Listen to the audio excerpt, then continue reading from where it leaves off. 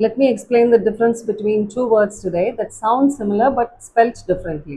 The first one is personal and the second one is also personal. As I told, it sounds similar. First personalக்கு meaning என்ன அப்படின்னு சொன்னா private, ஒரு particular பர்சனுக்கு சொந்தமான அப்படிங்கிறது மீனிங். இது வந்து adjective-ஆ யூஸ் பண்ணுவோம். இது சிங்குலர் பர்சன்ஸ் தான் மீன் பண்ணும். அப்போது நீங்கள் கேட்டிருந்துருக்கலாம் இந்த வேர்ட்ஸை வந்து ரயில்வே ஸ்டேஷன்லையோ இல்லை எங்கேயோ ஒரு அனௌன்ஸ்மெண்ட் ஏதாவது அவங்க கொடுத்தாங்க அப்படின்னா நீங்கள் கேட்டிருந்துருக்கலாம்.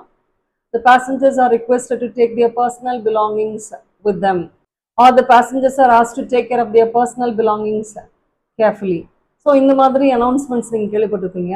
அப்போ இங்கே ப்ளூரல் பர்சன்ஸ் தானே யூஸ் பண்ணுறாங்க அப்படின்னு நீங்கள் நினைப்பீங்க. ப்ளூரல் பர்சன்ஸ்க்கு யூஸ் பண்ணியிருந்தாலும் கூட இண்டிவிஜுவலாக ஒவ்வொருத்தரும் அவங்கவுங்களுடைய பர்சனல் திங்ஸை பத்திரமா வச்சுக்கோங்க. That's what it means. So personal அப்படின்றது வந்து adjective and it means a particular person's private things or thoughts or whatsoever.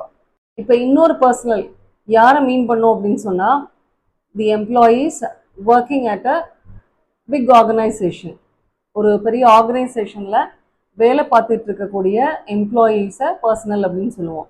இந்த வேர்டை வந்து நம்ம ப்ளூரலாக யூஸ் பண்ணுவோம் and it is a noun.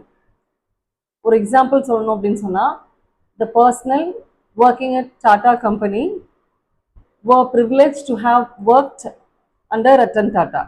Hope you understand the difference between personal and personal.